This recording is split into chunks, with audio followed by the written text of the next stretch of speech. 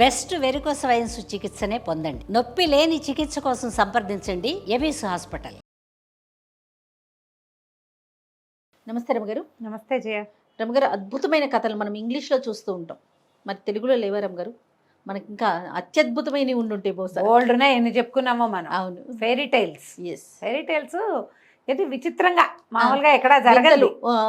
వింతలు, అవును ప్రపంచ వింతలు అవే కదా ఫెయిరీ టైల్స్లో ఏముంటాయి, అంతకంటే ఏముండవు. అవును. సడన్గా రాజకుమార్తె ఇక్కడ మాయమైపోయి అక్కడెక్కడో ప్రత్యక్షం అవటం, ఎవరో రాజకుమారుడు వచ్చి రక్షించడం, వీళ్ళ అమ్మా నాన్న వదిలేసి వాళ్ళ అమ్మా నాన్న దగ్గరికి వెళ్ళిపోతూ ఉంటాం. ఇంగ్లీష్లో సిరీస్లే ఉంటాయి రమగారు. మనకి బోల్డ్ చెప్పుకున్న జానపద గాథలన్నీ ఫెయిరీ టైల్సే అవును, కదా అవును. జయ. అవేమి రియల్గా జరిగేవి కాదు. అలాగే మన ఊహకు అందదు. ఊహకు అందదు. చెప్దాం ఒక కథ. పూర్వం అట కోసల రాజ్యానికి ఉగ్రసేనుడు అని ఒక రాజుగారు ఉండేవాడు. పరమ దుర్మార్గుడు, మహాకఠినాత్ముడు, మూర్ఖుడు, ధూర్తుడు, హింసాపరుడు. అలాంటివాడు. అన్ని లక్షణాలు ఉన్నాయి. అన్నీ ఉన్నాయి. కాకపోతే ఆ కాలం ఏంటంటే ఈ రాజుని పీకేసి ఇంకోటి పెట్టుకుందాం లాంటి ధోరణి కాలం కాదు. చచ్చినట్టు భరించేవాళ్ళు ఆయన్ని. ఈయన ఎప్పుడు పోతాడో అలా కూడా అనుకునేవాళ్ళు. ఈయనకి శాంతాదేవి అని అపర శాంతమూర్తి భార్యమని ఉండేది. ఆవిడంటే ఎంత ఇష్టమో ప్రజలకి. ఆయన ఎంత ధూర్తుడో ఆవిడంత మృదు స్వభావి, ఆవిడంత స్వీటు, చాలా మంచిది. రాణి అంటే పంచప్రాణాల ప్రజలకి. చాలా వయసు వచ్చేదాకా సంతానం కలగల. రాజుకో నలుసు కలిగి వాడు రాజయ్యి వీడు ఎప్పుడు అడవులకు పోతాడా అనుకునేవాళ్ళు. రాణిగారు వెళ్ళకూడదు, ఆవిడ ఇక్కడే ఉండాలి అలా భావించేవాళ్ళు. ఆవిడ మంచితనం వల్ల. అయితే సంతానం అయితే కలగల. ఈ రాజుని వీడు ఎప్పుడు పోతాడరా దేవుడా అలా ఉండేవాళ్ళు. పాపం ప్రజలు అధికారులు కూడాను ఆయనకి చెప్పలేకపోయేవాళ్ళు. ఆయన ఏదంటే అది, నందంటే నంది, పందంటే పంది, అంతే. కాబట్టి కుందేటికి మూడే కాళ్ళు. ఇలా ఉన్న ఈ రాజ్యంలోకి ఒకనాడు ఒక ఋషి వచ్చారట. సరే, ఆయన చాలా అద్భుతమైన వాడిగా పేరు గాంచడంతో ఈ ఉగ్రసేనుడు ఆ వచ్చిన ఆయన్ని రాజస్థానంలోకి ఆహ్వానించాడు. రాణిగారికి చాలా ప్రీతి. ఈయన ఏదో కొంచెం మర్యాద చేశాడు.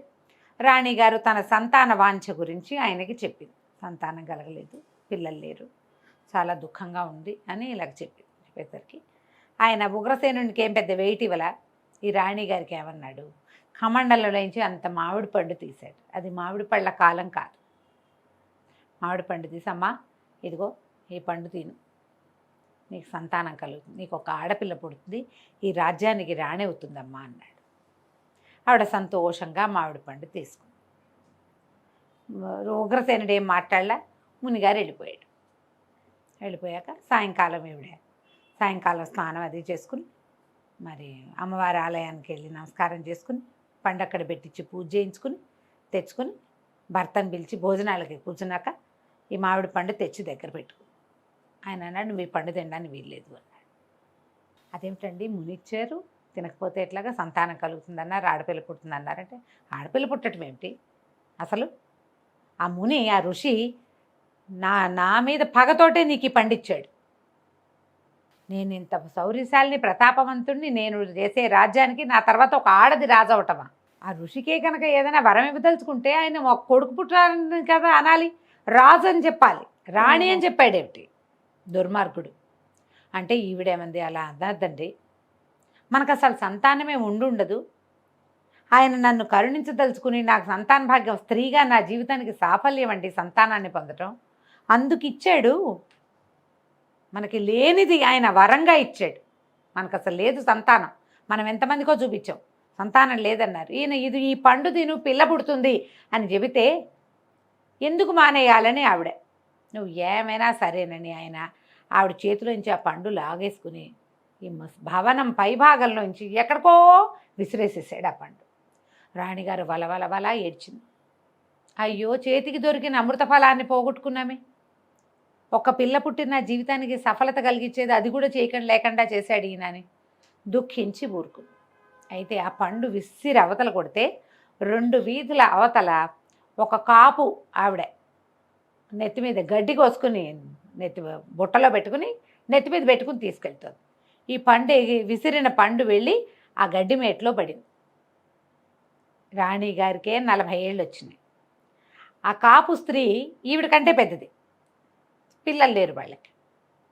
అవి ఇంటికి వెళ్ళాక ఆ గడ్డి బుట్ట దింపి మేకలకి గడ్డేసి చూసేసరికల్లా అందులో మామిడి పండు ఉంది, పచ్చటి పండు. కాలం కాని కాలం పడెక్కడి నుంచి వచ్చింది అసలు? చాలా ఆశ్చర్యపోయింది. ఏమిట్రా ఇది, ఏ దేవతో వరం ఇస్తే కానీ ఇలాంటిది జరగదే. చాలా ఆశ్చర్యపోయింది. పండు కోసుకుని తినేసింది. ఎక్కడైనా జరుగుతుందా అట్లా? కొన్నాళ్ళకి ఆవిడ గర్భవతి అయ్యేసరికి అది ఊరు వాడ ఆశ్చర్యపోయింది. నాకు 50 పడొచ్చి నెలసర్లు పోయే సమయం వస్తే దీనికి ఇప్పుడు గర్భం వచ్చింది ఏమిట్రా అంటే, ఈవిడ ఏం చేసింది అందరికీ చెప్పింది. నాకు ఒక మామిడి పండు దొరికింది, తినేసాను, మామిడి పండు వల్లే గర్భం వచ్చింది అని ఆవిడ నమ్మింది, భర్తను నమ్మించింది. చుట్టుపక్కల వాళ్ళకి చెప్తే ఎవరు నమ్మల. ఇట్లాంటి కథల్లో జరుగుతాయి. ఏ రాజుగారికో ఏ రాణిగారికో ఇట్లాంటి ఋషిలో మునులో గురువుగారిలో అయ్యవార్లు అమ్మవార్లు ఎవరైనా ఓ పండు ఇస్తారు, పిల్లలు కలుగుతారు. మనకు కలగటువంటి పాఠక జనానికి పని చేసుకునే వాళ్ళకి పైగా ఎవరో ఇచ్చినట్టు కాకుండా పడేసినట్టు నీ బుట్టలోకి రావటం అండి. నేను గడ్డి కోసా, గడ్డి అందులో పెట్టుకున్నా బుట్టలో, ఆ బుట్టను ఎత్తుకెత్తుకున్నా, బుట్టలో ఉంది. ఎవరు పడేశారో నాకు తెలియదు. కొన్నాళ్ళకి నెలలు నిండాక ఆవిడకి చక్కటి చంద్రవంక లాంటి ఆడపిల్ల పుట్టింది. నెల వెళ్ళింది. నెల వెళ్ళగానే గుళ్ళోకి తీసుకెళ్తారుగా పిల్లల్ని, అమ్మవారి ఆలయానికి తీసుకెళ్ళింది. ఆ పూట అనుకోకుండా రాణిగారు ఆ ఆలయానికి వచ్చింది. వచ్చి చూస్తే సామంచాయిగా కొంచెం వృద్ధాప్యపు ఛాయలు వచ్చేసిన ఈ కాపు స్త్రీ చేతులు చందమామలాగా మెరిసిపోతున్న నెలబిళ్ళక కనపడింది ఆవిడకి. ఆవిడ ఆశ్చర్యపోయింది. ఎవరి పిల్ల ఇది? ఆవిడేమనుకుంది, ఎవరో పిల్లని ఈ అమ్మాయి ఎత్తుకుందనుకుని, ఎవరి పిల్లే ఎంతో ముద్దుగా ఉంది అంది. అనేసరికి నా పిల్లేనండి రాణిమ్మ గారు మరి అన్నది. అనగానే ఇవిడే, కూసిని మీ పిల్ల ఎంత మెరిసిపోతుంది? అవునండి, దేవుడు వరం ఇచ్చాడు. ఎక్కడి నుంచో ఒక మామిడి పండు వచ్చి బుట్టలో పడింది, అది తిన్నాకేనండి అమ్మగారు కడుపండిది. పెళ్ళై 30 సంవత్సరాలు 40 సంవత్సరాలు అయిపోయింది. చిన్నప్పుడు పెళ్ళయింది, ఎప్పుడూ గర్భవతిని కాలేదు. మొదటిసారి ఆ మామిడి పండు తిన్న వేళ విశేషం, గర్భవతిని అయినాను. ఇగో చందమామ లాంటి బిడ్డ పుట్టింది, చూడండి ఎట్లా మెరిసిపోతుందో పాపం. అనగానే ఆవిడ ఆత్రంగా ఎత్తుకుంది పిల్లని. అది తన పిల్లే. బాగా ఆలోచించుకుని, వసే ఇది నీ ఒక్కదాని పిల్లే అనుకోకు, ఇది రాజుగారికి ఆయన అయిష్టం వల్ల ఆ మామిడి పండు విసిరేస్తే ఆ పండు వల్ల నీకు కలిగిన శిశువు, ఇది మునిగారిచ్చిన వరం, దీన్ని రాణిలాగా పెంచుదాం. నువ్వు కామ్గా ఉండే, ఎవరితో చెప్పద్దు, ఇది రాణి అవుతుంది. పిల్లని రాణిలాగా పెంచాలి. ఇప్పుడు ఆయన ఇచ్చిన మామిడి పండుతోటి సంతానం కలుగుతుంది అన్నది ఈవిడ విషయంలో ప్రూవ్ అవ్వాల. కానీ ఈ పండు ఎక్కడో పడితే ఎవరికో దొరికితే వాళ్ళకి పిల్ల పుడితే మరి అది రాణి అయ్యేది కూడా నిజమే. అంతే, ఇది నిజమైనప్పుడు అది అవ్వద్దు అన్నది. నాకేం చేసింది ఈవిడ, ఇంటికి ఏదో కాస్త సొమ్మిచ్చి ఇంటికి పంపించి తన భవనానికి దగ్గరలో ఒక క్రీడాలయం కట్టించింది. ఏమిటి, పిల్లలు ఆడుకునే స్థలం, ఒక పెద్ద తోట, ఒక పెద్ద మందిరం. ఊళ్ళో వాళ్ళ పిల్లలందరూ వచ్చి అక్కడ ఆడుకునేటట్టుగా. ఊళ్ళో పిల్లలంతా వస్తారు. రాణిగారికి పిల్లలు లేరు కాబట్టి అలా ఆవిడ అలా కోరుకుంది అనుకునేవాడు. సరే, క్రీడారామం లాంటిది కట్టించారు. జారుడు బల్లలని, ఉయ్యాలని, పళ్ళ చెట్లని, పువ్వులని, అవని ఇవని బోల్డని పెట్టారు. దానిని చూసుకోవటానికి ఈ కాపు దంపతులు ఇద్దరిని లోపల పెట్టింది. వాళ్ళతో పాటు చంటి పిల్ల కూడా వచ్చేసింది. ఆ పిల్ల పేరు చంద్రవదన అని పెట్టింది ఈవిడ పేరు.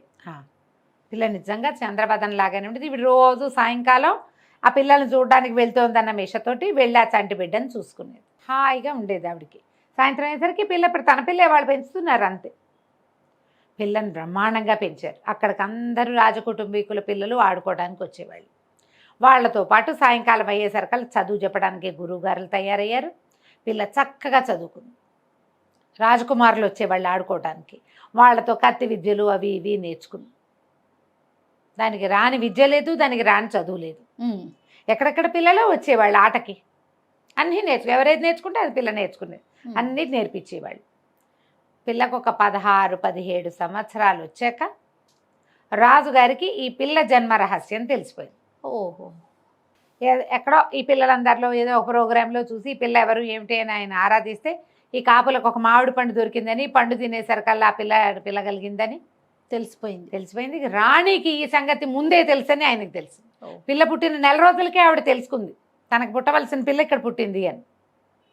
రాణి మీద విపరీతమైన కోపం వచ్చింది. ఈ పిల్లకి యుద్ధ విద్యలు నేర్పించి, చదువు సంధ్య నేర్పించి, రాణి కావడానికి సరిపడాగా తయారు చేసేసింది ఆ పిల్లని. కోపం పట్టలేక రాణిని నానా దుర్భాషలు ఆడి ఆవిడని తీసుకెళ్లి జైలు పెట్టారు. ఆవిడని అరెస్ట్ చేసేశారు. ఇంకేముంది. కానీ ప్రజల్లో ఒక గగ్గోలెత్తిపోయారు. రాణిగారు జైల్లో ఉండటాన్ని జీర్ణించుకోలేకపోయారు ఎవరు. ఎందుకంటే ఈయన ఎప్పుడో లేచక వెళ్ళిపోతాడో ఆవిడే ఉంటుందని నమ్మారు. సైనికుల దగ్గర నుంచి అందరికీ మంటగానే ఉంది, అమ్మగారు లేదు జైల్లో ఉందని. ఈయన ఏమన్నాడు, ఈ చంద్రవదన ఉంది కదా, ఈ పిల్లని తీసుకుపోయి చంపేయండి అని ఆర్డర్ ఇచ్చాడు. ఈ పిల్లని కని పెంచిన కాపు దంపతులు ఇద్దరిని ఇది చేసేశారు, ఏమంటారు, నగర బహిష్కారాన్ని చేసేశారు. దేశ బహిష్కరణ, దేశంలో నుంచి తీసుకుపోయి దేశం బయట వదిలిపెట్టేశారు. పిల్ల ఒంటరి అయిపోయింది. ఈ ఒంటరి పిల్లని పట్టుకున్నారు. ఇదేముంది, 17 ఏళ్ల పిల్ల, దానికి ఎంత కావాలి. ఓ 4 సైనికుల్ని ఆర్డర్ చేశాడు, ఈ పిల్లని చంపి దాన్ని నెత్తురు తెచ్చి చూపించండి నాకు. ఈ పిల్లల్ని తీసుకుపోయారు. తీసుకుపోతే మాత్రం వాళ్ళు ఎందుకు చేస్తారు ఆ పని. ఈ రాణిగారంటే పరమ ప్రీతి. రాణిగారిని అరెస్ట్ చేశాడన్న కోపంతో రగిలిపోతున్న వీళ్ళు ఒక 2 మంచి గుర్రాలను కూడా తమతో పాటు తీసుకుపోయి పిల్లని ఒక గుర్రం ఎక్కించి, అమ్మాయి నీకు కావాల్సిన చోటుకి వెళ్ళిపో, నిన్ను మేమేం చెయ్యం అని పంపించేశారు. పంపించేసి ఏదో జంతు రక్తాన్ని తీసుకొచ్చి ఓ లేడీ కళ్ళు, చచ్చిపోయిన లేడీ కళ్ళు తీసుకొచ్చి, ఇక పిల్ల కళ్ళు ఇవి, దాని ఇంత కళ్ళు, లేడీ కళ్ళు పెద్దవిగా ఉంటాయి, ఆ కళ్ళు చూపించారు, నెత్తురు చూపించారు. రాజుగారు ఇంకా అది వెళ్ళిపోయిందని, ఆ పిల్ల చచ్చిపోయిందని, రాణి జైల్లో ఉంది, వాళ్ళ అమ్మా నాన్న వెళ్ళిపోయారు కాబట్టి ఈయన స్థిమితంగా ఉన్నాడు. ఈ వెళ్ళిపోయిన పిల్ల ఒక ఆటవికుల గ్రామంలో ప్రవేశించింది. నిజానికి వాళ్ళు ఆటవికులు కాదు, అడవుల్లో ఉండేవాళ్ళు కాదు, నగరంలోనే ఉండేవాళ్ళు. పూర్వం ఈ రాజ్యంలోనే ఉండేవాళ్ళు. అయితే ఏంటంటే వీళ్ళు ఒక తెగ. మామూలుగా మనకు కూడా ఇక్కడ చిన్న చిన్న సమూహాలు ఉంటాయి కదా. అయితే వీళ్ళతోటి ఏదో తగాదా వచ్చి రాజు మొత్తం వాళ్ళ కల్ట్ అంతటినీ దేశ బహిష్కరణ విధించి అడవుల్లో ఉండేలాగా చేసి వాళ్ళ ఆస్తులు గీస్తులు అన్నీ జప్తు చేసేసాడు. ఆ వైపుకి వేటకెళ్ళినప్పుడల్లా ఒక దండు సైనికులు పంపించి వీళ్ళని సావగొట్టించేవాడు. హింసాపరుడు కదా ఆయన. ఆయన ఉగ్రసేనుడు హింసా ప్రవృత్తి కలిగిన వాడు. వాళ్ళని కొట్టడం, వాళ్ళ దగ్గర ఏమైనా ఉంటే అవన్నీ లాక్కొచ్చేయడం, బలవంతంగా చేయించేవాడు. ఎప్పుడైతే ఈ ఆటవిక గ్రామంలోకి ఈ అమ్మాయి వెళ్ళిందో, ఎలా వచ్చావు, ఎందుకు వచ్చావు, ఎవరు ఏమిటి అని అడిగేసరికి నేను రాణిగారి పెంపుడు కూతుర్ని చెప్పింది. మరి అదే కదా, ఆవిడేగా పెంచింది. ఆయన నన్ను అమ్మగారినేమో జైల్లో పెట్టాడు, నన్నేమో పంపేశాడు అనగానే వాళ్ళందరికీ ఒళ్ళు మండిపోయింది. ఆవిడ ఎంతో మంచిది. వీళ్ళందరూ ఈ గ్రామాలు వదిలిపెట్టి వచ్చేసి వాళ్ళ సొమ్మంతా జప్తు అయిపోయినప్పుడు రాణిగారే తన రాణివాసం నుంచి కొన్ని మూటల బంగారం పంపించి వీళ్ళని ఆదుకుంది. ఆవిడ జైల్లో ఉందనేసరికి వీళ్ళకి నచ్చల. ఇవిడేమంది, ఎవరైనా సరే ఒక 200 మంది సైనికులు ఉంటే చాలు నాకు సహాయానికి, మీలో మెరికల్ లాంటి వాళ్ళు ఎవరినైనా ఓ 200 మందిని తీయండి చాలు, రాజును పడగొడతాను, రాజ్యం తీసుకుందాం మనం అని చెప్పి రెడీ అయిపోయారు వాళ్ళు. వాళ్ళకి నాయకత్వం లేకే బాధపడుతున్నారు. వాళ్ళల్లో ఒక 200 మందిని ఎంపిక చేసి అప్పచెప్పారు. ఓ 100 మందిని వెనకాలే ఉంచింది, మళ్ళీ కబురు చేస్తాను, ఓ 100 మందిని వెనకాల తీసుకెళ్ళి నిరాయుధులుగా ఊళ్ళోకి ప్రవేశించారు. ఏ ఆయుధాలు లేవు, వాళ్ళు ఏదో గుడో గోపురం చూడడానికి వస్తున్నారు, ఒక గుంపులాగా ఊరుకున్నారు సైనికులు, వాళ్ళని ఏమనలా. ఈ గుడి చూడ్డానికి వచ్చిన వాళ్ళకి ఈ అమ్మాయికి మొత్తం నగరంలో ఆను పాను అన్నీ తెలుసు, సమస్తమైనవి. దానికి తెలియంది లేదు. రాణిగారి చేతిలో ఉండటం వల్ల ఆయుధాలు ఎక్కడుంటాయి, గుర్రపుశాలలు ఎక్కడున్నాయి, ఏనుగులు ఎక్కడున్నాయి, ఈ లెక్క అంతా తెలుసు. కరెక్ట్గా ఆయుధాగారంలోకి వెళ్ళి మొత్తం ఆయుధాగారాన్ని కొల్లగొట్టేశారు. సైనికులు పరిగెత్తుకొచ్చి కత్తి కటారు తీసుకుందామంటే ఇక్కడ ఏమీ లేదు. ఈ కత్తులతోటి మొత్తం సైనికుల్ని పట్టేశారు వీళ్ళు, ఈ 100 మంది. ఎప్పుడైతే ఆయుధాలు స్వాధీనం అయిపోయిందో ఇక్కడి నుంచి కబురు పంపించారు. తర్వాత 100 మంది కూడా వచ్చేసారు. వాళ్ళు కూడా నిరాయుధులుగానే లోపలికి వచ్చారు కాబట్టి వాళ్ళని ఆపల. లోపలికి వచ్చాక వాళ్ళ ఆయుధాలు ఇక్కడ సిద్ధంగా ఉన్నాయి. ఉగ్రసేనుడిని తీసుకెళ్లి జైల్లో పారేశారు. రాణి గారిని విడిపించుకున్నారు. చంద్రవదన రాజు అయింది. ఇంకేముంది, అమ్మాయి చేతిలోకి వెళ్ళిపోయింది కదా. సైనిక బలం ఎవరి చేతిలో ఉంటే వాళ్ళే రాజు, వాళ్ళే రాణువ ఎవరి చేతిలో ఉంటే వాళ్ళే రాజు. అది లేక అంతఃపురం అమ్మాయి చేతిలోకి వెళ్ళిపోయింది. సూపర్. ఎక్కడికో పంపించేసిన అమ్మా నాన్నని కూడా కొంతమంది సైనికులను పిలిపించి తెప్పించుకుంది వెనక్కి.